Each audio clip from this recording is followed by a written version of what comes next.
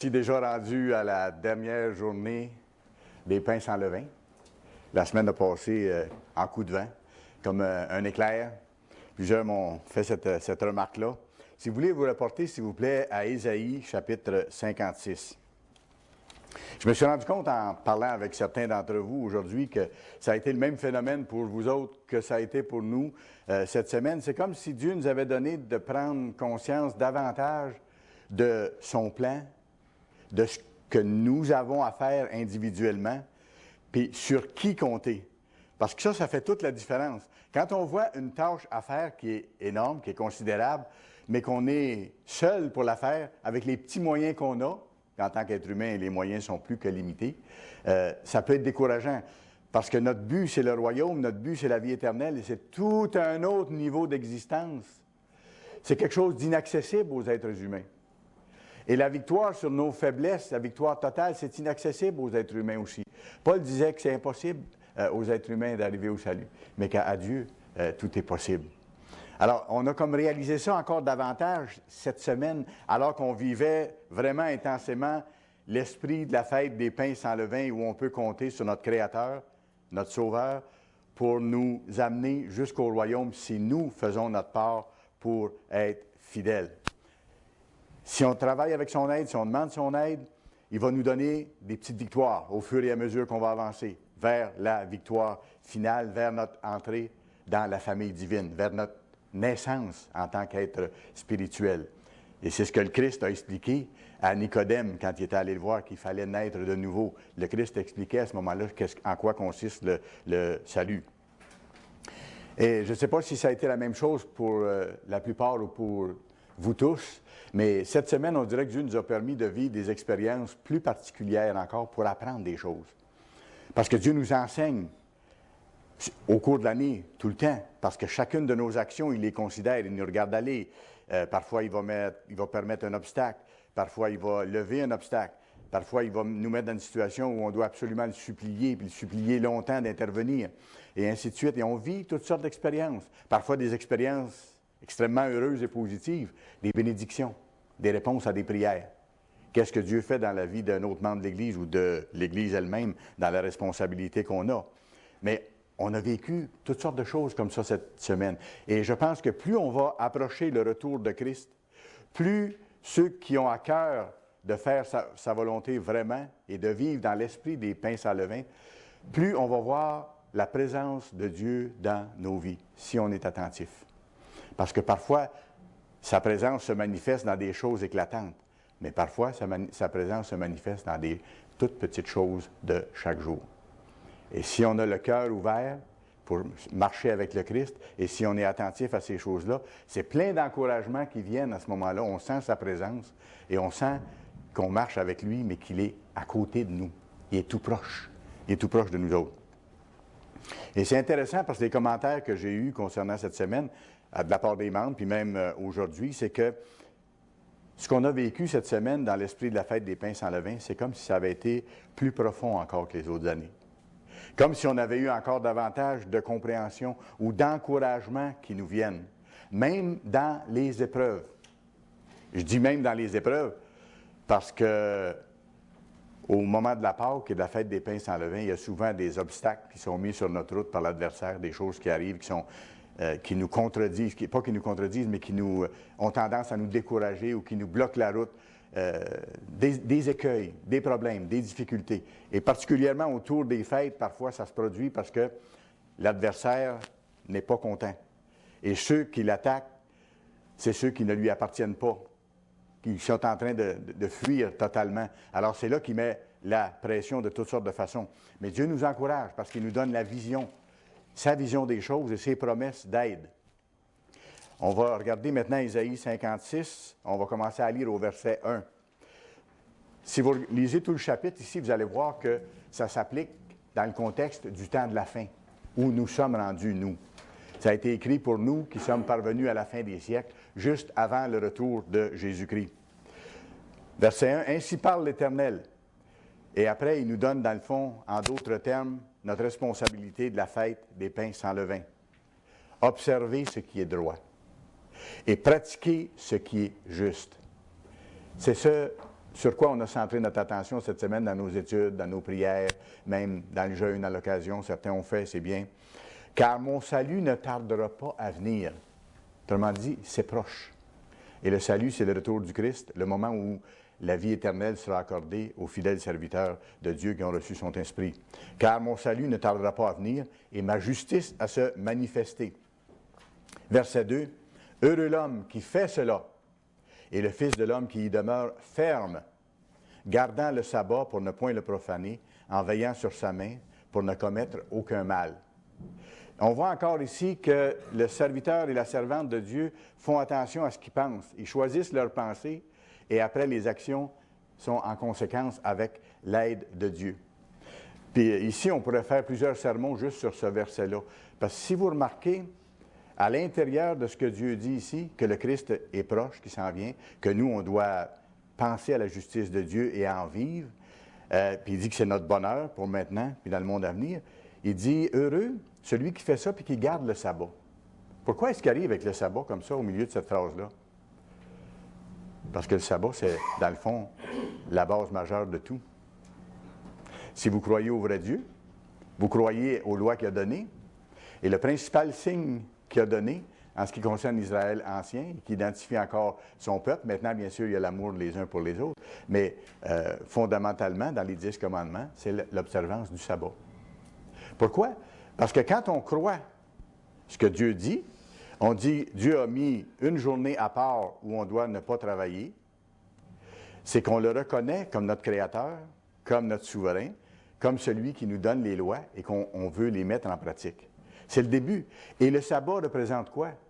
Ça représente le millénaire de paix une fois que le Christ va être revenu, le moment où toutes les nations vont avoir la chance d'être appelées et connaître les mêmes choses que vous et moi connaissons maintenant. Voyez-vous pourquoi il met le sabbat là-dedans? Parce que c'est l'ancrage. L'ancrage. Si je suis prêt à observer le sabbat, même au risque parfois de perdre des choses, certains ont dû quitter leur emploi, ont été remerciés de leur service parce qu'ils observaient fidèlement le sabbat. Et Dieu les a bénis par la suite et les a encouragés. Mais c'est là qu'on doit prouver à Dieu d'une façon manifeste et parfois coûteuse, dans certains cas, qu'on veut lui appartenir à tout prix. Ça, Dieu aime ça. Parce que plusieurs fois dans la Bible, vous voyez que c'est écrit que Dieu aime celui qui le sert de tout son cœur. Tu aimeras l'Éternel, ton Dieu, comment? De tout ton cœur, de toute ta force, de toute ta pensée. Alors, quand on est prêt à faire ça pour le sabbat, et parfois on doit, et je l'ai fait dans le passé, on doit changer toute notre vie à cause de l'observance du sabbat. Parfois, on perd des amis à cause de l'observance du sabbat, parce qu'ils trouvent bizarre la religion qu'on fait et ainsi de suite, ou qu'on ne peut plus faire les mêmes activités ce jour-là avec eux, ou ainsi de suite. Alors, il y a des changements majeurs dans nos vies, à partir même juste de là, sans parler des autres changements qu'on doit faire par la suite. Alors, voyez-vous pourquoi Dieu met le sabbat au cœur de ça? Il met comme le fondement de notre changement de vie, le fait de vivre selon les pains sans levain. Alors, ça, c'est notre base. Si je suis prêt à faire ça pour Dieu, je suis enthousiasmé à faire le reste aussi. Parce qu'en sachant le sabbat, en sachant ce que Dieu a fait pour ceux qui ont observé le sabbat dans le passé et maintenant encore, c'est un grand encouragement pour moi à continuer. Alors, c'est ici, en même temps, je reviens à ça, Ésaïe 56, versets 1 et 2, c'est encore les pains sans levain. Et aujourd'hui, on va voir une façon de nous assurer d'atteindre le but. Ça fait du bien quand on peut voir qu'on peut l'atteindre, ce but-là, d'entrer dans la vie éternelle, d'aller dans le royaume de Dieu. Si on peut avoir cette assurance-là, puis à plusieurs endroits, la Bible dit qu'on peut avoir cette assurance-là. Et une partie majeure pour avoir cette assurance-là, c'est le fait, une fois qu'on a été appelé, qu'on a l'aide du Saint-Esprit, c'est le fait de demeurer ferme dans ce que nous savons, dans la foi qui a été livrée aux saints une fois pour toutes. Et il faut être conscient qu'il nous faut rester ferme. C'est comme quelqu'un qui veut atteindre un but, par exemple, avec ses études, dans ses études, qui veut devenir un professionnel dans telle matière ou travailler dans un métier, dans tel secteur d'activité. La personne choisit ça parce qu'elle aime ça et elle veut y arriver. Et qu'est-ce qui se passe en réalité si vous analysez son cheminement et ses efforts? c'est qu'elle est tellement enthousiasmée par le but qu'elle est ferme, elle est déterminée dans ses actions pour atteindre ce but-là, au prix souvent de grands sacrifices pendant des années pour y arriver, en termes d'années de préparation pour arriver à être capable d'exercer le métier ou la profession qu'on a choisi. Nous, Dieu nous convie à la chose la plus grandiose qui ne peut pas exister dans la vie humaine ou pour un être humain, limité et mortel, c'est d'avoir accès à la vie éternelle dans des conditions extraordinaires, puis étant devenu parfait, c'est-à-dire capable de ne plus jamais pécher, capable de prendre les bonnes décisions, d'être capable de vraiment servir, d'aider, de vivre en harmonie avec tous. Ça, c'est notre grand but. On n'est pas encore là, mais c'est notre grand but. Alors, comprenez-vous pourquoi juste ça, c'est motivant, en plus des promesses que Dieu nous fait, de nous donner toute l'aide nécessaire pour nous rendre à terme. Et Dieu va tout faire pour nous amener au but. Si nous restons fidèles, si de notre côté, on détermine d'être ferme. Ça, je vous dis, il faut être conscient de l'importance de cette décision-là d'être ferme, puis après, s'appliquer à en vivre chaque jour, là, quand il y a de l'opposition, quand il y a des situations adverses, puis tout ça, pour prendre les bonnes décisions et faire ce qu'il nous faut.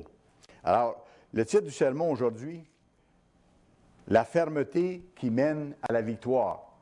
La fermeté qui mène à la victoire. Être ferme, si on prend des synonymes pour bien comprendre ce que ça veut dire, être ferme, c'est être déterminé. C'est ça, être ferme. Déterminé. Je vais aller finir mes études. Je vais atteindre mon but. Je vais terminer la route que Dieu m'a donnée pour arriver à son royaume. Être ferme, ça veut dire aussi être fidèle. C'est-à-dire que j'ai pris l'engagement au baptême de marcher dans les voies de Christ, de ne pas regarder en arrière, d'aller vers l'avant, quel que soit le prix à payer, pour être là debout au retour de Christ, pour être là membre de la famille royale, pour servir éternellement et accomplir la volonté de Dieu à jamais et vivre d'une vie extraordinaire à ce moment-là. Ferme, c'est être fort. Humainement, on n'a pas beaucoup de force, mais on peut compter sur quelqu'un qui est le plus fort, parce que mon grand frère, c'est le plus fort. Parce qu'il a vaincu les pires adversaires qui peuvent exister. Il a vaincu Satan lui-même, il a vaincu le monde, il a vaincu la nature humaine. Et c'est le même qui dit « Je vis en vous ». C'est le Christ qui vit en nous lorsqu'on reçoit le Saint-Esprit de Dieu. Être ferme, c'est en même temps être résistant. Ben oui. Si j'ai décidé d'atteindre telle profession ou tel métier et que je suis fidèle pour suivre la route qui mène là, que je me renforce de toutes les façons possibles en équilibrant ma vie, en respectant mes priorités, en allant chercher toute l'aide nécessaire, à ce moment-là, je vais être solide pour maintenir les choses. Je vais être résistant pour garder le cap sur la direction que j'ai prise et sur le but qui m'est cher.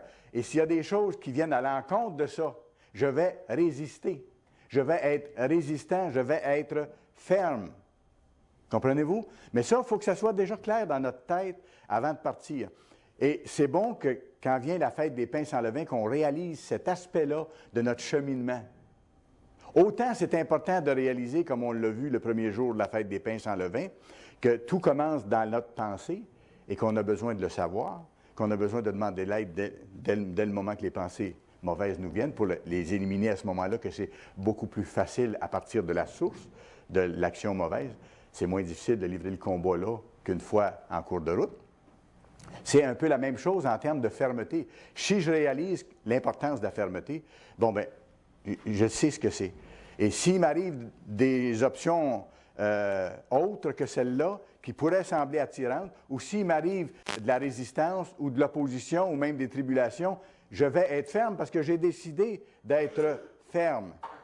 Comprenez-vous? Et quand ça arrive, là, je peux crier à Dieu et dire « Aide-moi à être ferme, c'est là que j'ai besoin, là, parce que je suis en danger. » Voyez-vous, je comprends, autrement dit, si vous me permettez, la mécanique de la fermeté, et j'utilise les armes que Dieu me donne. Le bouclier de la foi, l'épée de l'esprit, les armes qu'on voit dans Éphésiens 6. Mais je sais comment les utiliser pour demeurer ferme, pour contrôler mes pensées, puis ensuite, bien sûr, mes actions. Allez à Genèse chapitre 18, s'il vous plaît. C'est intéressant parce que dans le psaume 57, David dit une toute petite phrase qui s'applique exactement au sermon que je vous donne aujourd'hui. Et on sait que David, comme Dieu dit, c'est un homme selon son cœur.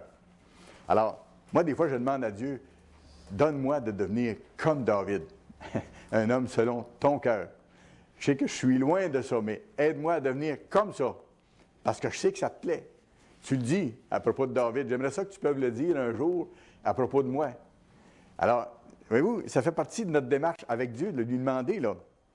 Mais David, dans le psaume 57, il dit à Dieu, « Mon cœur est affermi, ô Dieu.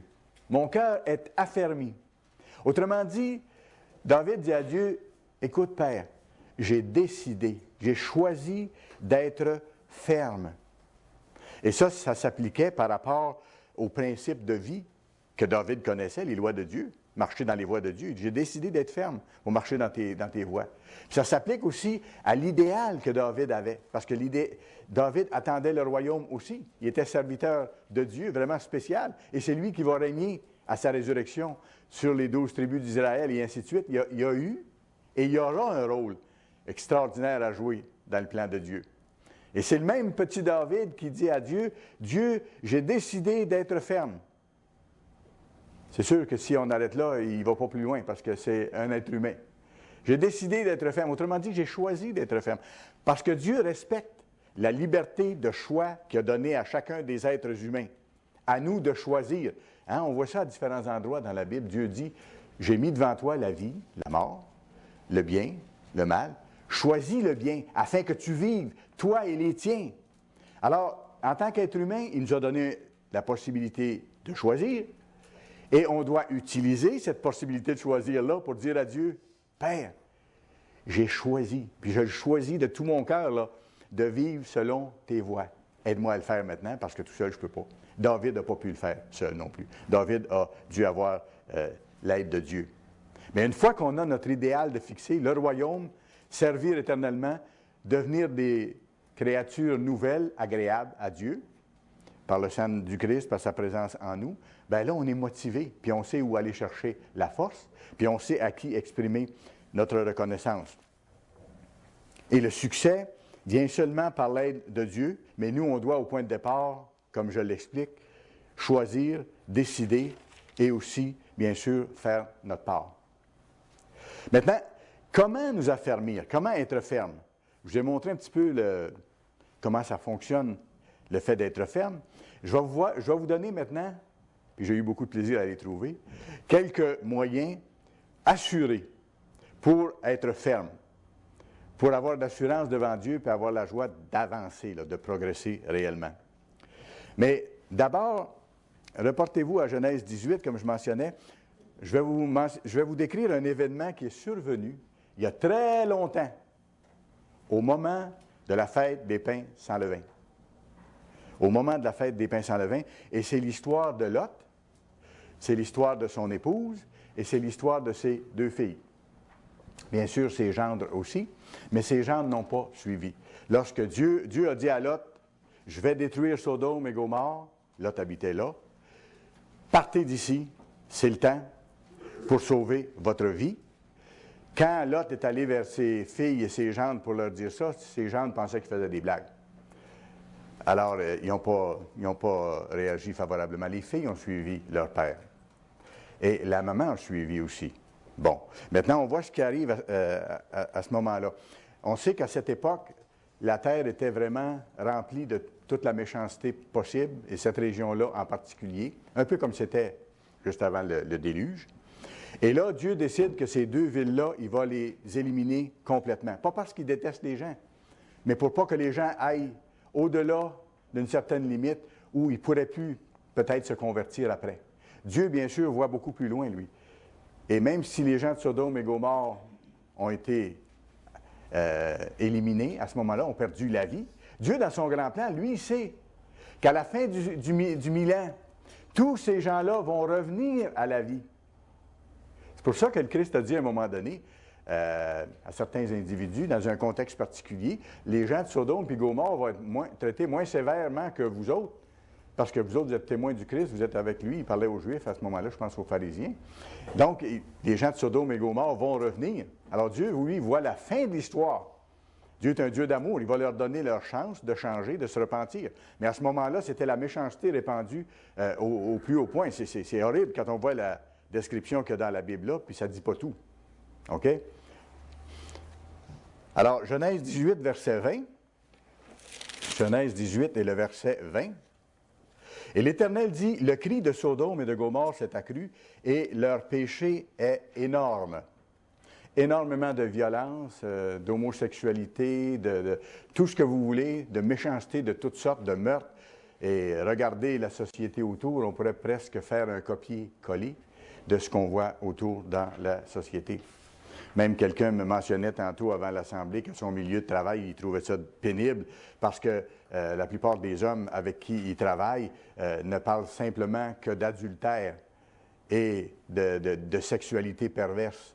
Et la prochaine fois qu'ils pourront goûter ces choses-là, comme selon leur dire, et ainsi de suite. Et était surpris que cette personne-là qui est dans l'Église ne participe pas avec eux à ces conversations-là qui les amènent dans ce soi-disant plaisir. Et la personne a bien répondu dans ce sens-là, en mentionnant qu'elle était fidèle. Elle est fidèle à son conjoint et qu'elle en bénéficie les fruits, et que lorsqu'il s'assoit avec les enfants à table, il n'y a pas de malheur entre eux parce qu'il y a eu des divisions, des querelles, des deuxième et troisième et quatrième conjoints, et ainsi de suite, ou d'autres conséquences, ou des maladies qui s'ensuivent et tout ça. Alors ça, c'est la société qui est autour de nous aujourd'hui. Mais ça ressemble étrangement à celle-là, mais on est proche de la fin aussi. C'est pour ça que Dieu est allé détruire Sodome et Gomorrhe. Alors, Genèse 19, maintenant, verset 1. Alors, Dieu décide de détruire la ville, mais il envoie 2 anges à Sodome et Gomorrhe. Ils vont procéder. Mais ces anges-là ont la mission de la part de Dieu de dire à Lot et sa famille, sortez parce que je vais détruire la ville. Parce que Lot appartenait à Dieu, c'était un serviteur de Dieu. On voit d'ailleurs un certain passage où il s'est dit que Lot tourmentait tous les jours son âme à cause de ce qui se passait autour. Ça veut dire que lui aussi, comme vous qui travaillez dans des milieux de travail difficiles, lui aussi voyait tout le mal affreux autour, ne voulait pas y participer, mais en souffrait et demandait à Dieu que ça cesse.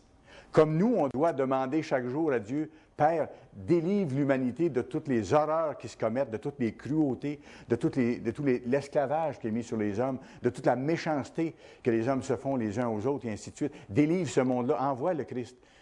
Fait que le rétablissement de toutes choses ait lieu le plus tôt possible. C'est notre responsabilité, en plus, bien sûr, d'avertir le monde de ce qui s'en vient et de nous préparer.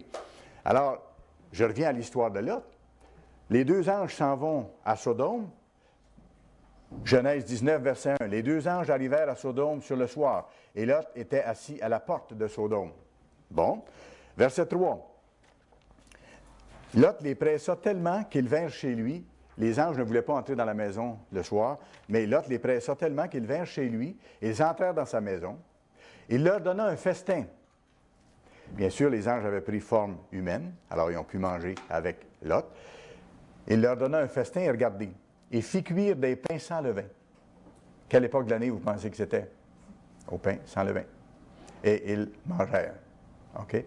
Dieu a un souci spécial de ceux et celles qui ont à cœur de vouloir vaincre et de vouloir lui appartenir. Dieu a un souci spécial de ceux-là et celles-là au moment de la fête des pains sans levain, au moment de la Pâque. Et là, Dieu avait envoyé des anges pour délivrer Lot et toute sa famille, parce que Dieu est un Dieu de famille. Ils ont eu le choix. Ils n'ont pas tous suivi, mais ils ont eu le choix. OK? Alors, verset 3, bon, Lot les pressa tellement. Et là, à ce moment-là, qu'est-ce qui se passe? Une fois les anges entrés dans la maison, vous pourrez lire, les gens de la ville viennent violemment, ils veulent défoncer la porte parce qu'ils veulent avoir des relations sexuelles avec les 2 hommes, entre guillemets, qui sont entrés. Ça vous donne une idée de l'état de la situation. OK? Et ils veulent faire violence. Qu'est-ce qui se passe? Verset 12. Les hommes, c'est-à-dire les anges, dirent à Lot, « Qui as-tu encore ici? Gendre, fils et filles, et tout ce qui t'appartient dans la ville, fais-les sortir de ce lieu.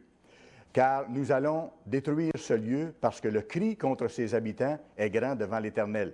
L'Éternel nous a envoyés pour le détruire. » Lot sortit et parla à ses gendres. qui avait pris ses filles. « Levez-vous, dit-il, sortez de ce lieu, car l'Éternel va détruire la ville. » Mais aux yeux de ses gendres, il parut plaisanter.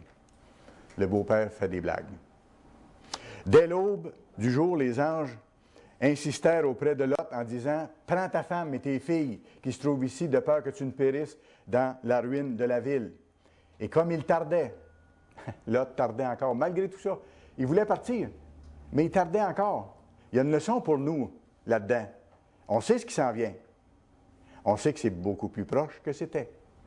On voit l'Écriture sur le mur, parce qu'on voit les événements sur la scène mondiale se précipiter, s'accélérer comme on n'a jamais vu.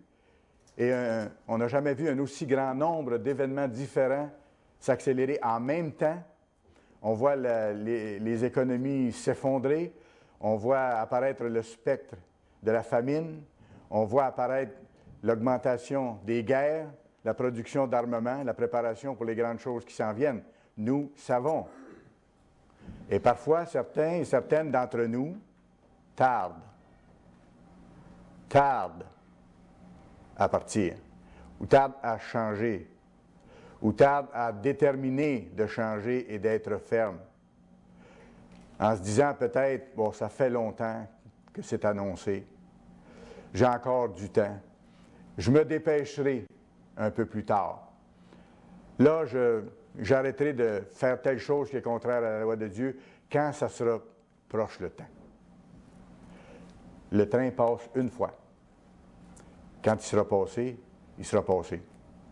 Et comme il tardait, comme Lot tardait, dans ce cas-là, les hommes le saisirent par la main, lui, sa femme et ses 2 filles, car l'Éternel voulait l'épargner. Ils l'amenèrent et le laissèrent hors de la ville. C'est intéressant de voir le scénario en détail comme ça, de voir ce qui s'est passé, les réactions, parce qu'on est des êtres humains aussi. Et il y a des leçons pour nous là-dedans également. Maintenant, l'épouse de Lot a suivi, vous savez un peu ce qui est arrivé dans son cas. Regardons ce qui est arrivé au verset 23. Versets 23 à 26. Le soleil se levait sur la terre lorsque Lot entra dans Tsoar, la petite ville où il lui avait été permis de se réfugier. Alors l'Éternel fit pleuvoir du ciel sur Sodome et sur Gomorrhe du souffle et du feu de par l'Éternel. Et il détruisit ces villes, toute la plaine, et tous les habitants des villes et les plantes de la terre. Verset 26. Pendant ce temps-là, avant que ça arrive, c'est-à-dire, Lot et ses filles et sa femme se hâtaient pour s'en aller vers la petite ville, mais la femme, elle, alors qu'il avait été bien dit de ne pas regarder en arrière, la femme de Lot regarda en arrière et devint une statue de sel.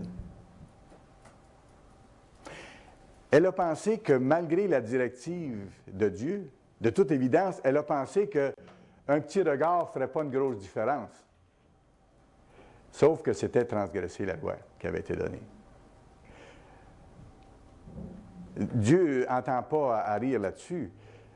C'est sûr qu'on n'est pas parfait et qu'on ne réussit pas parfait à observer les lois. Ça se fait en cours de route. Mais lorsqu'on se détourne, ici, il y a plus que de juste jeter un coup d'œil en arrière par curiosité. Il y a probablement une espèce de regret par rapport à certaines choses qui pouvaient être intéressantes à Sodome. Rappelez-vous que la société de Satan, c'est toujours un mélange de bien et de mal. Comme les films, par exemple. À peu près dans 99,999% des cas, ou comme les émissions de télévision ou tout ça, les téléromans et tout ça, il peut y avoir un peu de bon ici et là, mais il y a beaucoup de mal. Ou il peut y avoir beaucoup de bon, ce qui semble bon, mais le mal et le poison est là. Quand même, c'est la même chose. Et Dieu dit, ne touchez rien d'impur. À un moment donné, il faut réaliser qu'il faut sortir de là. Que c'est plus notre monde. Que c'est plus notre tasse de thé, comme certains diraient. Qu'on n'a plus d'affaires là. Que c'est le temps de partir. Et qu'on n'a pas à regretter les bonnes choses qu'il aurait pu avoir. Écoutez, tout ce que vous voyez autour, tout ce qu'on a maintenant, que ce soit vos maisons, vos autos, vos biens, vos possessions, puis tout ça, ça n'existera plus bientôt. Pensez-y. Quelle importance ça a? Pour le moment, ça peut être utile d'avoir une voiture. C'est heureux si on a un toit. Bravo, on dit merci à Dieu. Mais il ne faut pas que mes regards soient tournés vers là. Je peux travailler pour bâtir ma vie. Si je suis célibataire, pour avoir un conjoint, pour avoir une vie agréable et heureuse, et ainsi de suite. Ça c'est bien. Mais la leçon ici, une des leçons, c'est de ne pas regarder vers cette société pour les choses qu'on a pu aimer et qui étaient mauvaises ou qui étaient demi-bonnes et demi-mauvaises. Mais de se mettre vraiment dans l'esprit, de déterminer, d'être ferme là-dedans, de dire tout ce que j'ai, ça va partir un jour. Il faut que je parte de cœur maintenant. Je vais goûter les choses bonnes que je peux goûter, l'apprécier, partager avec les autres, soutenir l'œuvre, mais il faut que je me mette déjà dans la tête, dans l'esprit, qu'un jour, tout ça, je ne l'aurai plus et je serai content de ne plus l'avoir. Parce que je m'en vais vers quelque chose de tellement plus grand. Qu'est-ce que ça a donné aux gendres de Lot de rester là? Tout a été rasé, y compris leur vie. Ça a été quoi, là? La jouissance du mal pour un peu de temps? Quelques heures dans leur cas. Ça a été quelques heures parce que ça s'en venait quelques heures après. Ce qui leur semblait si important, si agréable, si intéressant, ils n'en ont pas joué bien, bien longtemps. L'histoire s'est terminée tout de suite après. Alors, voyez-vous, les leçons qui se dégagent de ça, quand on prend le temps de regarder le scénario en détail, les réactions qui ont pu se passer, tout ça, on apprend énormément de choses, puis nous, ça nous fortifie. Ça nous montre que, oui, dans les choses bonnes qu'on peut faire, qu'on peut avoir, goûtons-y, remercions Dieu, mais ne les prenons pas pour acquis, ne les laissons pas être nos dieux et ne permettons pas que ça nous dérange dans nos priorités d'étude de la parole de Dieu de tous les jours, de jeûner régulièrement, de prier tous les jours et de vivre chaque jour de plus en plus sans levain avec l'aide de Dieu pour être prêt, lorsque ça va arriver, qu'on soit prêt. Il y a une lutte intérieure qui se poursuit.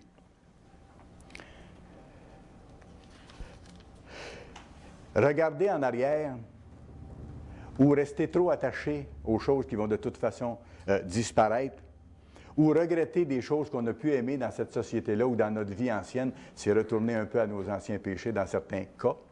Et il ne faut pas garder ces choses-là dans notre esprit. Il faut s'en débarrasser. Dieu dit, purifiez-vous. Regarder en arrière dans ce sens-là, ça veut dire, dans notre cheminement spirituel, ça veut dire ralentir. Ça veut dire s'arrêter. Ça veut dire figer sur place. Et après, les autres sont rendus plus loin. 1 Corinthiens, s'il vous plaît. 1 Corinthiens.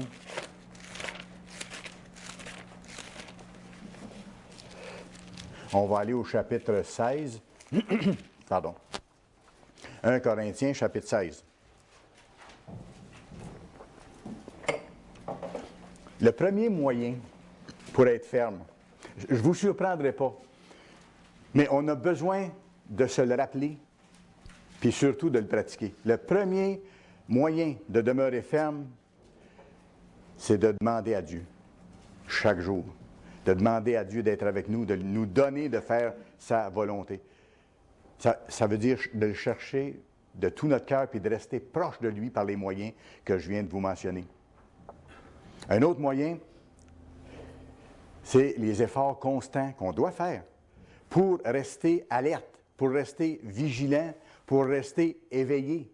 Le Christ a bien dit, hein, veillez et priez, car vous ne savez pas à quel moment ça va arriver. Veillez et priez pour être jugé digne d'échapper aux choses qui viennent sur le monde. Ce n'est pas pour rien qu'il l'a dit. Et ce temps-là approche. Et l'autre moyen de rester ferme, c'est justement de faire des efforts constants pour rester actif, pour rester éveillé, vigilant. 1 Corinthiens 16, verset 13. Regardez ce que Paul dit aux Corinthiens. Veillez, surveillez les événements, mon Dieu. Voyez où on est rendu. Veillez sur vous-même, sur vos voies, pour vivre selon les voies de Dieu. Veillez, demeurez ferme. Voyez-vous, cette question de fermeté, plus on veille, plus on regarde ce qui se passe, plus on voit où on est rendu dans le temps, plus on voit ce que Dieu nous demande de faire, plus on devient ferme. Pourquoi? Ça devient notre vie. C'est la nouvelle nature qu'on met sur nous qui remplace la nature humaine, c'est la nature de Christ. C'est de développer sa stature. Je veille à devenir comme le Christ. Je vais être prêt quand ça va arriver. Veillez, demeurez ferme dans la foi. Soyez des hommes, fortifiez-vous. Que tout ce qui se fasse par amour, et ainsi de suite. Alors, il faut veiller. C'est seulement par le Christ encore là. On peut demander au Christ, aide-moi à savoir comment veiller. Comment le faire? Souvent, il y a des questions qu'on se pose comme ça, puis on oublie tout simplement de demander à Dieu de nous montrer. Si vous lui demandez, parce que ça vise à faire sa volonté, soyez pas surpris d'une chose. Il va vous répondre. Il va vous répondre parce que Dieu répond toujours à celui qui le cherche, puis à celui qui lui demande pour faire sa volonté. 1 Corinthiens 15, verset 57, juste un peu avant. Grâce soit rendue à Dieu qui nous donne la victoire. Voyez-vous d'où elle vient la victoire? Par notre Seigneur Jésus-Christ. Ainsi, mes frères bien-aimés, soyez fermes, inébranlables, travaillant de mieux en mieux à l'œuvre du Seigneur.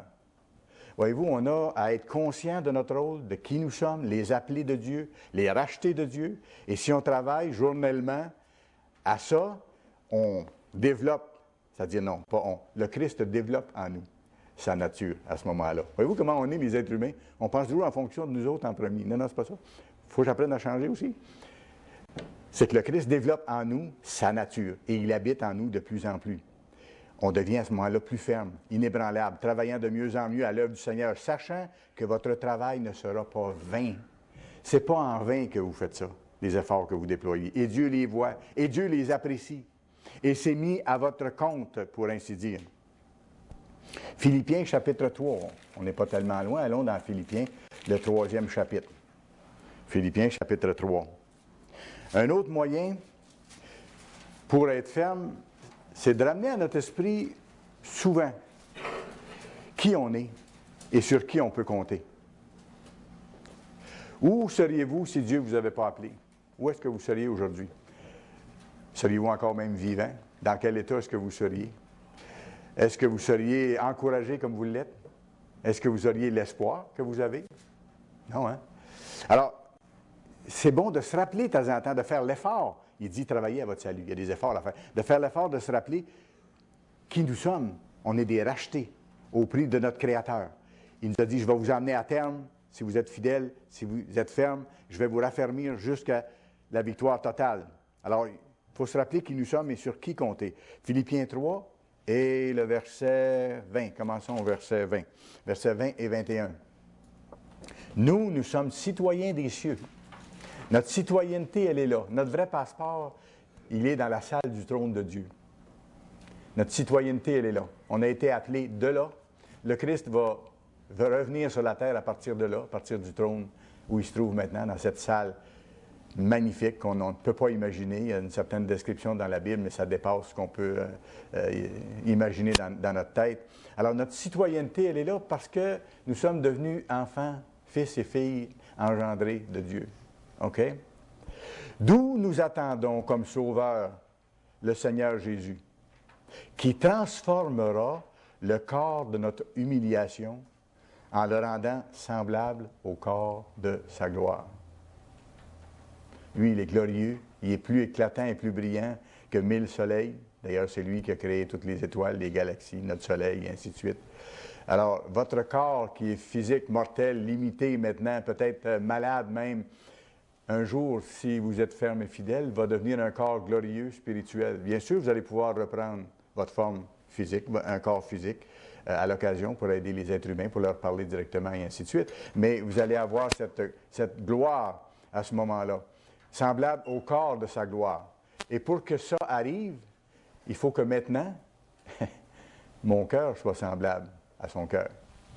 Que mon être intérieur, ce soit lui de plus en plus. Que ce soit sa pensée en moi. Quand la Bible dit « amener toute pensée captive à Christ », il y a une explication que je vais vous donner qui nous aide aussi. Ce n'est pas de dire « je pense à telle chose », puis là, je vais en parler à Christ. Bien sûr, si on a besoin d'aide, on peut demander, si on a des choix à faire ou des choses comme ça.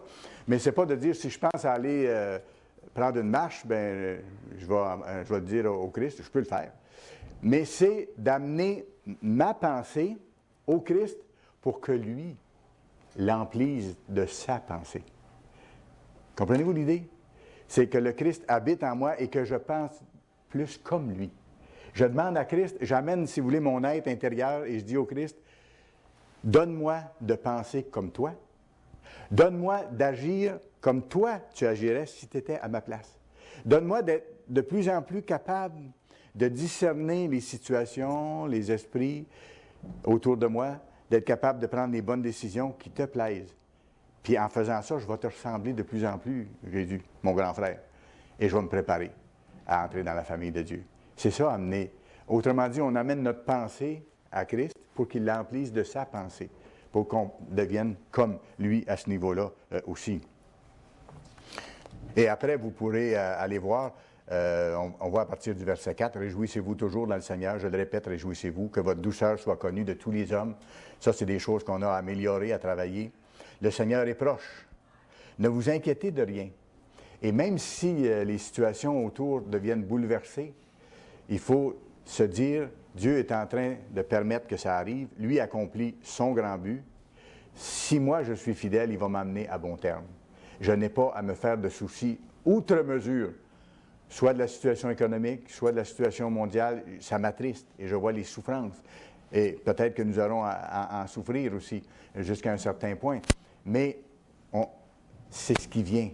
C'est le grand plan de Dieu qui s'accomplit. Ne vous inquiétez de rien. Mais en toute chose, faites connaître vos besoins à Dieu par des prières, des supplications, avec des remerciements. Et la paix de Dieu, qui surpasse toute intelligence, gardera vos cœurs et vos pensées en Jésus-Christ. Il l'exprime d'une autre façon. Paul, il y a un langage qui n'est pas habituel, mais il y a des profondeurs extraordinaires. Il dit, si vous faites ça, si vous faites connaître vos besoins à Dieu, vous ne vous inquiétez pas, vous demandez à Dieu de vous aider, de ne pas vous inquiéter. Vous remettez votre sort entre ses mains, vous le remerciez de tout ce qu'il vous accorde, vous cherchez à lui obéir. Il dit la paix de Dieu. Puis il dit ça humainement, c'est pas comprenable. Mais la paix de Dieu, qui surpasse toute compréhension humaine, va garder vos cœurs et vos pensées en Jésus-Christ. Là, vos pensées vont être captives à Christ, c'est-à-dire vous allez penser de plus en plus comme le Christ. Et pour ça, il donne la recette après, versets 8 et verset 9, « Au reste, frères, que tout ce qui est vrai... » Regardez, il nous dit ici qu'est-ce qu'on doit garder dans notre pensée, à tous les jours de notre vie. Et on doit se discipliner à ça. Et ça fait référence au sermon que je vous ai donné le premier jour, la fête des pains sans levain, comment contrôler notre pensée, la source de l'action. Au reste, frère, que tout ce qui est vrai, tout ce qui est honorable, tout ce qui est juste, tout ce qui est pur, tout ce qui est aimable, tout ce qui mérite l'approbation, ce qui est vertueux, digne de louange, soit l'objet de vos pensées. Alors, ça, c'est de vivre selon les pains sans levain. C'est d'amener notre être à être captif de Christ.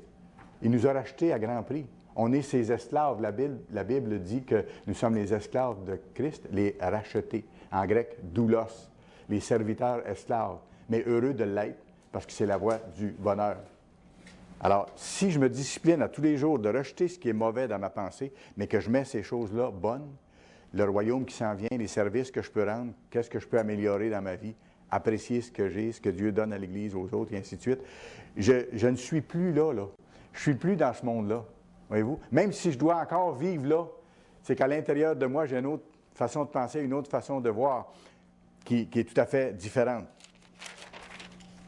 Une autre façon aussi d'être ferme, c'est simplement de persévérer dans les luttes, de ne pas se décourager. Je vais vous dire une grande vérité qui ne vous fera pas tomber en bas de votre chaise, mais qui peut vous encourager.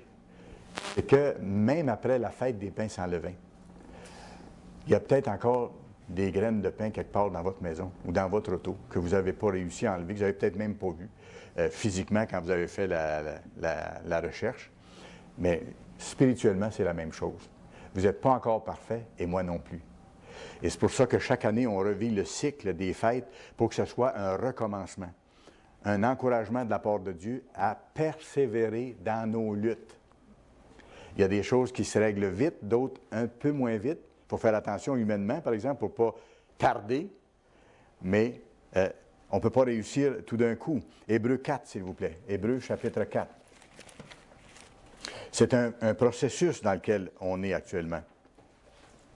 Hébreux chapitre 4, et on va lire le verset 14 à 16. Un grand encouragement. Ainsi, puisque nous avons un grand souverain sacrificateur qui a traversé les cieux, il était même le sacrifice lui-même, Jésus, le Fils de Dieu, demeurons quoi?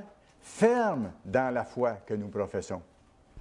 Car nous n'avons pas un souverain sacrificateur qui ne puisse compatir à nos faiblesses. Ça veut dire le Christ sait ce que c'est les faiblesses humaines. Il a vécu lui-même dans la chair humaine. Lui, il n'a pas péché, mais il a vu ce que c'était autour, puis il a vu la nature humaine à son pire aussi. Il a vu les combats que les êtres humains ont amenés. Il a vu comment c'était difficile pour Pierre de contrôler son tempérament, puis de toujours se répondre avant que la question soit finie de poser, ce genre de choses-là, de se mettre les pieds dans les plats, et ainsi de suite. Il a vu les doutes de Thomas. Il a vu la limitation de tous les êtres humains autour de lui, d'une façon. Puis il a vu aussi que les êtres humains ne sont pas forts par eux-mêmes. Ils l'ont tous abandonné quand il a été sur la croix. Il y a peut-être une personne qui ne l'a pas abandonné. Je vous laisse deviner qui. Sa mère. Parce qu'une mère est toujours là. Une mère est toujours là. Elle était là au pied de la croix quand c'est arrivé d'ailleurs. Car nous n'avons pas un souverain sacrificateur qui ne puisse compatir à nos faiblesses. Au contraire, il a été tenté comme nous en toutes choses. Ah, il comprend ce que vous vivez, il comprend ce que nous vivons. Il ne veut pas qu'on reste de même, il comprend qu'il faut qu'on change aussi. Et il sait que c'est par notre force. Par notre force, on ne peut rien, mais par sa force, on peut. Il a été tenté comme nous en toutes choses, sans commettre le péché. Et regardez le verset 16. Approchons-nous donc avec assurance. Je vous disais tantôt qu'on peut être ferme, qu'on peut avoir l'assurance d'être ferme. Approchons-nous avec assurance du trône de la grâce. Ça, c'est le trône du pardon, de la miséricorde. Puis on ne peut pas s'approcher efficacement du trône de la miséricorde de Dieu si nous ne nous repentons pas réellement. C'est comme si on n'était pas allé. C'est vrai? Si je vais demander pardon à Dieu, mais que je n'ai pas l'intention de changer, ou je ne fais pas des gestes pour changer, pensez-vous que Dieu va nous pardonner?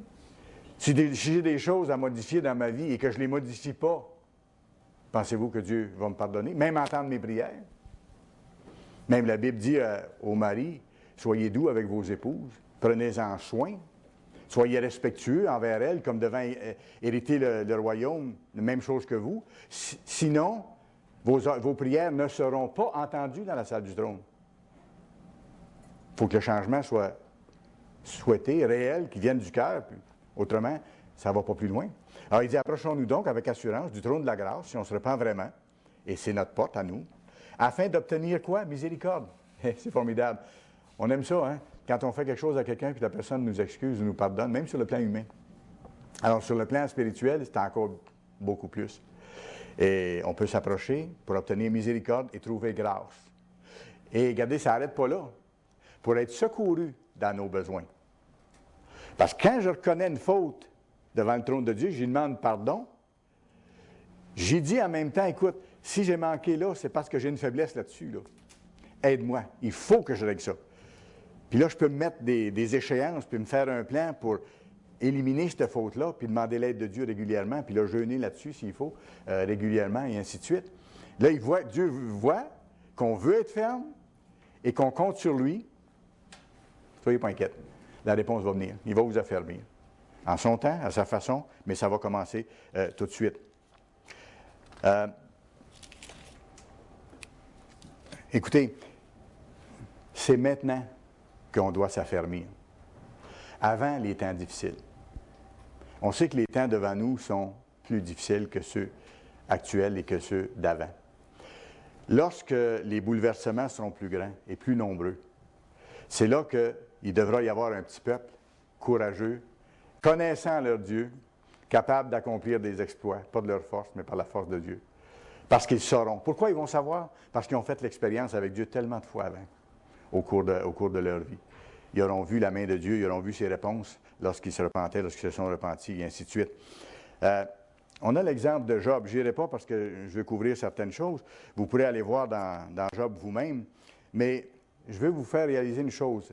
Dès le début, vous irez voir dans Job 2, verset 3. Avant que Job soit éprouvé, avant que les malheurs s'abattent sur lui. OK? Dieu dit que Job demeure ferme dans son intégrité. Vous y penserez. Avant même que Dieu permette à Satan de le toucher, dès le début, puis ça a été loin, Dieu dit, je connais Job et je sais qu'il est ferme dans son intégrité. Et si vous remarquez, tout au long de l'histoire de Job, Job ne comprenait pas les malheurs qui y arrivaient et les difficultés qu'il avait. Il a perdu ses enfants, il a perdu sa fortune, il a perdu sa santé. Il y a juste sa femme qui est restée, qui le maganait, qui était opposée à lui, qui disait « Maudit ton Dieu et meurs ». Ça, c'est l'encouragement qu'il y avait dans la maison. Alors, c'était sa situation. Il a vécu tout ça avant que Dieu l'en délivre. Mais tout au long de son histoire, Job n'a jamais mis en doute Dieu ni sa bonté. Avez-vous remarqué? Et il n'a jamais, Job n'a jamais dit « Bon, ben si c'est de même, moi, je vais aller prendre un coup à soir. » On va toujours bien s'encourager un peu, de quelque façon. Ou Job n'a jamais dit je vais faire d'autres fautes pour me faire plaisir ou pour affronter ça. Pas du tout. Job n'a pas retourné dans la désobéissance au commandement de Dieu. Il ne comprenait pas. Ça, c'était un problème pour lui. Mais il a passé à travers toute cette souffrance qui a duré longtemps. Il a passé à travers toute cette souffrance-là, puis il n'a jamais remis Dieu en question, ni son existence, ni sa bonté, ni ses lois. Il n'a pas dit « je vais me mettre à transgresser parce que Dieu m'a abandonné, il m'a abandonné moi aussi ». Des fois, certaines personnes réagissent comme ça humainement. OK? Non, il a tenu ferme. Mais Dieu le savait depuis le début. Avant que les problèmes commencent, Dieu dit à Satan « Job demeure ferme dans son intégrité ». Il était déjà un serviteur de Dieu qui avait une fermeté. Alors, quand les difficultés sont arrivées, ou quand les bouleversements sont arrivés, comment Job a réagi? Il est resté ferme. Il l'était. OK? Il a continué dans le même chose. Il n'a pas remis en question. Il n'a pas laissé entrer dans sa pensée des idées de doute. S'il y a des idées de doute qui sont venues dans la pensée de Job, il ne les a pas gardées concernant Dieu. Et s'il est venu des idées dans sa tête d'aller oublier ça au bord du coin, il n'a pas gardé l'idée non plus. Parce que la Bible dit qu'il n'a pas transgressé à partir du moment où il y a eu des problèmes. L'idée a pu venir, mais ce n'est pas un péché que l'idée vienne. C'est de la garder qui est un péché. Il faut l'éliminer tout de suite, comme j'ai expliqué dans le sermon l'autre jour. Alors, quand on voit Job de cette façon-là, avec une petite déclaration de Dieu, on voit que Job a tenu ferme, qu'il n'a jamais douté de Dieu. Et plus on s'applique à pratiquer, chaque jour, la justice de Dieu, en choisissant nos pensées, en se nourrissant de la Bible, en parlant à Dieu, en appliquant ça au fil et au gré des événements de chaque journée, à ce moment-là, on devient plus solide. Il y a des petites victoires qui s'accumulent. Jour après jour, on est en marche, jusqu'à la grande victoire finale. Et plus on fait ça, plus on a de l'assurance. Mais oui, parce qu'on sait que si on manque notre coup un peu en cours de route, Dieu va nous pardonner, on est en train de changer. Puis ça lui plaît. Un autre moyen maintenant? Un autre moyen, c'est d'être attentif à ce que Dieu fait. D'être attentif à sa présence. Pour réaliser que de plus en plus, quand je fais ma part, je peux être certain que Dieu va être fidèle. Non, que Dieu, étant fidèle, va agir. En son temps, à sa façon. Mais plus je fais cette expérience-là avec lui, de m'en remettre à lui, d'être attentif à ce qu'il fait, à sa présence, plus je vais percevoir sa présence à ce moment-là. Allez à Exode chapitre 13, s'il vous plaît. Exode chapitre 13. J'ai parlé avec un membre de l'Église de la région de l'Ontario cette semaine, et ça m'a vraiment touché, ça allait un peu avec ce que je vous dis maintenant. C'est que cet homme-là m'a dit, il dit, « Monsieur Brochu, depuis un certain nombre de mois, je vis des expériences superbes avec Dieu. Je découvre Dieu encore plus qu'auparavant. » Il dit, « J'ai commencé à demander à Dieu d'ouvrir mes yeux, de me montrer sa présence dans les petites choses de ma vie. » Puis j'ai insisté. Puis il dit, Dieu m'a répondu. Il dit, j'ai réalisé à un moment donné dans plein de choses que c'était lui qui était là à côté, qui faisait que telle chose n'arrivait pas ou arrivait. Ça ne veut pas dire qu'automatiquement, quand on souhaite quelque chose, ça arrive à l'instant, c'est pas ça. Mais s'habituer à voir ce que Dieu fait, que Dieu est un Dieu qui agit. Et si on se met entre ses mains, qu'on demande de faire sa volonté, il ouvre des portes, on en a parlé, qu'on ne s'attend même pas à certains moments donnés, ou il nous protège de certaines choses vraiment spéciales. Voyons l'exemple d'Israël ancien ici. Exode chapitre 13, et voyons le verset 20 et 21. Ici, c'est Israël qui quitte l'Égypte, qui s'en vont vers la mer Rouge. Ils partirent de Succo et ils campèrent à Étam, à l'extrémité du désert. L'Éternel allait devant eux le jour dans une colonne de nuit pour les guider dans leur chemin, et la nuit dans une colonne de feu pour les éclairer, afin qu'ils marchent toute la nuit. Ça devait être vraiment impressionnant. Là, vous la voyez, la présence de Dieu. Là. On la voit littéralement. Là. Ils l'ont vu. C'était un peuple physique. Dieu leur a montré une présence physique aussi pour les encourager. La colonne de nuée ne se retirait point de devant le peuple pendant le jour, ni la colonne de feu durant la nuit. Et regardez pourquoi il le faisait, afin qu'il marche jour et nuit. Afin qu'il marche jour et nuit. Chapitre 14, verset 15, Exode. L'Éternel dit à Moïse, pourquoi c'est écrit, parle aux enfants d'Israël, et qu'ils marchent. Et qu'ils marchent. Ça veut dire qu'une fois qu'on est appelé, qu'on réalise le plan de Dieu, qu'on réalise qu'on est des rachetés, il faut continuer d'avancer, quelles que soient les circonstances. Même si nous ne sommes pas encore parfaits, ne pas se décourager, mais continuer d'avancer, compter sur Dieu, lui demander son aide de plus en plus, lui demander aussi de manifester sa présence, de nous encourager de cette façon-là. Autrement dit, quand Dieu dit « marcher », il faut avancer, il faut garder le rythme, il ne faut pas faire du surplace, ni commencer à regarder en arrière. Ça fait partie de la même chose. Ça fait partie exactement de la même chose. Et ça, c'est Israël physique. Mais nous, Israël spirituel, écoutez, la colonne de feu puis la colonne de nuée, on ne la voit pas. Mais on a encore plus. Parce que cette même colonne de feu et de nuée, elle est en nous. Parce qu'on a reçu l'Esprit du Christ, l'Esprit de Dieu, après notre baptême, lorsque le ministre nous a imposé les mains. On a été imprégnés par le dépôt du Saint-Esprit. Comprenez-vous? Alors, cette même grande puissance qui a créé l'univers, qui a sauvé l'univers en offrant sa vie, elle est avec ceux qui l'appellent actuellement pour les aider à faire le chemin vers le baptême et vers la famille de Dieu. Et elle est dans ceux qui appartiennent à Dieu et qui continuent à s'efforcer de marcher selon ses voies. Et pour ça, il faut rester, comme le Christ a mentionné le soir de la Pâque, il faut rester attaché au sceptre. Il faut rester attaché au pied de la vigne pour que la sève passe du Christ en nous.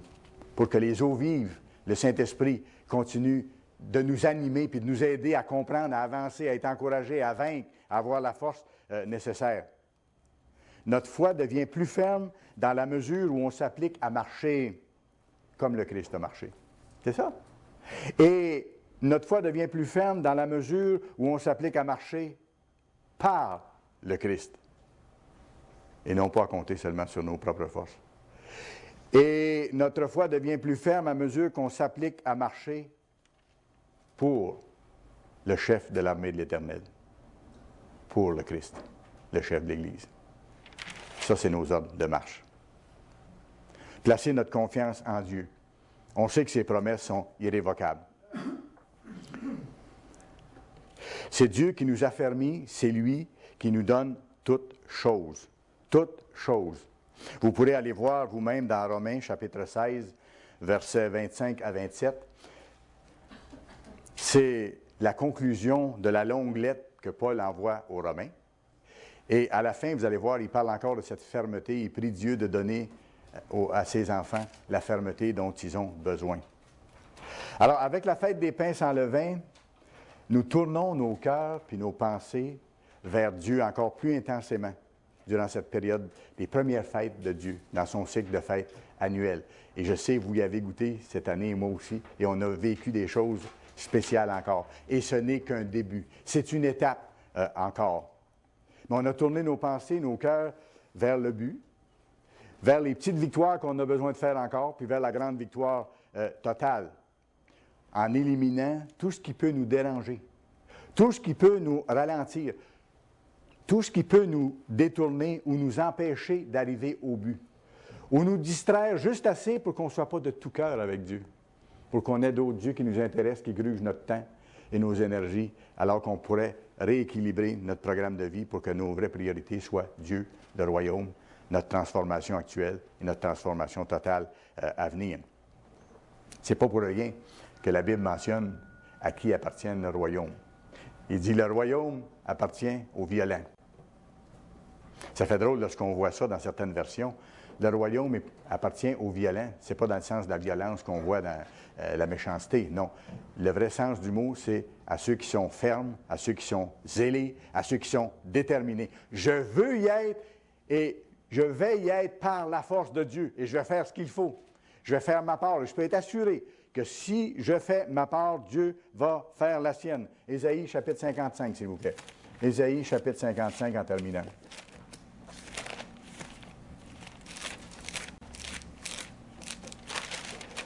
Ésaïe chapitre 55. Il faut avoir les yeux sur le chef de l'armée de l'Éternel, sur le chef suprême de l'Église, et garder nos yeux sur le but qui nous inspire. Comme je disais tantôt, lorsqu'on est adolescent et qu'on veut se bâtir une carrière, on met nos yeux sur ce but-là, on fait tout ce qu'il faut pour y arriver, on fait les sacrifices qu'il faut, on y tient, ça nous tient à cœur, on fait les efforts nécessaires dans ce cas-là, et si on persévère, à ce moment-là, on y arrive. C'est la même chose au plan spirituel, sauf qu'on a l'aide de Dieu pour y arriver. Et c'est une promesse infaillible. Ésaïe, chapitre 55, on va commencer au verset 6. Et ça s'applique à nous, les appelés maintenant. La Bible a été écrite pour ceux qui sont appelés à mesure qu'ils sont appelés, je dirais.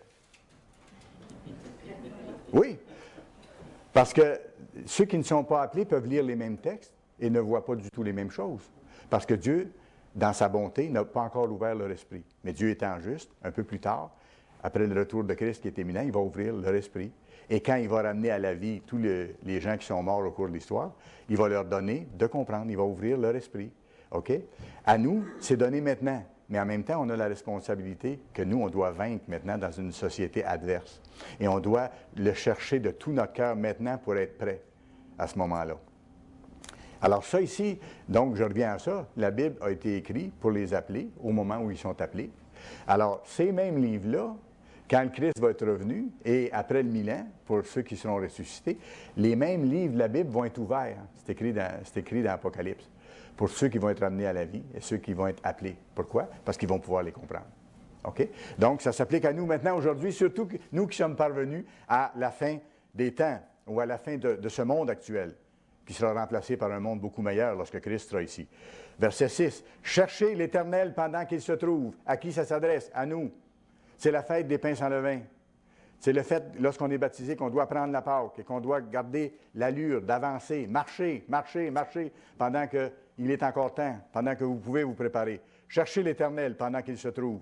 Parce que bientôt, il y aura famine de la parole aussi. Bientôt, je ne sais pas à quel moment donné, mais l'Église ne pourra plus annoncer l'Évangile comme elle le fait. Ce sera une autre étape. Invoquez-le, tandis qu'il est prêt. À qui Dieu répond? Dieu répond à ceux qui l'invoquent avec un cœur désireux de faire sa volonté. Alors, c'est à nous que ça s'adresse, à ceux qui veulent lui obéir, l'appartenir, vaincre. Invoquez-le, tandis qu'il est prêt. C'est le temps maintenant, là. Que le méchant abandonne sa voie et l'homme d'iniquité abandonne quoi? Ses pensées. Parce que tout commence dans la pensée, comme je vous ai mentionné. Qu'il retourne à l'Éternel qui aura pitié de lui. Qu'il retourne à l'Éternel qui aura pitié de lui. Et ça s'applique à certains qui ont ralenti la marche au cours de l'année. Ou qui ont ralenti la marche peut-être au cours des années passées, qui ne sont pas là encore, qui ont quitté pour un certain temps, qui vont revenir. On prie pour eux. Alors, ça s'applique ici. Qu'il retourne à l'Éternel qui aura pitié de lui. Dieu ne tient pas rigueur. Dieu est prêt à pardonner lorsqu'on se repent. À notre Dieu qui ne se lasse pas de pardonner. Et regardez, car mes pensées ne sont pas vos pensées. Et mes voies ne sont pas vos voies. Autant les cieux sont élevés au-dessus de la terre, autant mes voies sont élevées au-dessus de vos voies. Et c'est ces pensées-là qu'on a besoin de voir remplacer nos pensées dans notre esprit. Et ce faisant, nos pensées deviennent captives au Christ. On pense comme lui, on pense comme Dieu. Et mes pensées au-dessus de vos pensées. Comme la pluie et la neige descendent des cieux et n'y retournent pas, sans avoir arrosé, fécondé la terre et fait germer les plantes, sans avoir donné de la semence au semeur et du pain à celui qui mange. Il donne une analogie ici. Il dit, quand j'envoie la pluie, là, ça fait croître les légumes, la production alimentaire et tout ça, et les gens peuvent manger à partir de là. Ça accomplit les desseins de Dieu. Ainsi en est-il de ma parole qui sort de ma bouche. Voyez-vous l'importance pour nous de nous nourrir chaque jour de la parole écrite? et de nous nourrir chaque jour en parlant à Dieu, puis lui demandant de venir en nous encore plus intensément, de faire sentir sa grande présence et de nous aider de le voir, puis d'avoir l'esprit ouvert et le cœur ouvert à nous soumettre à lui. Ainsi en est-il de ma parole qui sort de ma bouche, elle ne retourne pas à moi sans effet, sans avoir exécuté ma volonté et accompli mes desseins. Et regardez le reste, moi j'ai mis une petite ligne bleue à côté, parce que lorsqu'il y a une description du royaume, je mets une petite ligne bleue dans ma Bible, ou quand c'est une fête, je mets du bleu. Alors ça c'est le plan de Dieu, c'est ses fêtes, c'est son royaume. Alors versets 12 et 13, c'est le royaume. Oui, oui, oui, vous sortirez avec joie. Il parle maintenant après le retour de Christ. Et vous serez conduits en paix. Et regardez, les montagnes et les collines éclateront d'allégresse devant vous. Il parle de ses appelés, qui sont fidèles ici, OK? Qui cherchent Dieu. Cherchez-le pendant qu'il se trouve. Et si vous vous êtes éloigné, revenez. Dieu ne se lasse pas de pardonner, mais recommencez la bataille et dirigez vos pas dans les sentiers de Dieu. Oui, vous sortirez avec joie et vous serez conduits en paix. Les montagnes et les collines éclateront d'allégresse devant vous, et tous les arbres de la campagne battront des mains. Au lieu de l'épine s'élèvera le cyprès, au lieu de la ronce croîtra le myrte, et ce sera pour l'Éternel une gloire, un monument perpétuel, impérissable. Il parle du monde à venir ici, l'établissement du royaume de Dieu sur la face de la terre. Alors écoutez, ces fêtes du printemps qu'on vient de vivre et qui s'achèvent maintenant très rapidement, considérez-les comme un recommencement. Considérez-les comme un recommencement. Je prends un nouveau départ. Il y a des choses que je dois encore améliorer. C'est un nouveau départ. Avec l'aide de Dieu, je vais y arriver. Dieu, montre-moi encore les choses que j'ai à changer et donne-moi l'encouragement que j'ai besoin avec aussi. Nouveau départ, recommencement. Dieu, aide-moi. J'ai réussi un certain nombre de choses, mais aide-moi à aller plus loin encore. Parce que je dois croire dans la grâce, dans la connaissance, jusqu'au retour du Christ. Donne-moi, Père, d'avoir une ardeur puis une joie nouvelle. Je choisis d'être ferme dans les voies de Dieu, et Dieu me rend ferme en me dirigeant vers la vie éternelle. Et je termine avec la petite phrase de Paul qui est tellement encourageante quand il dit « Je puis tout par celui qui me fortifie ».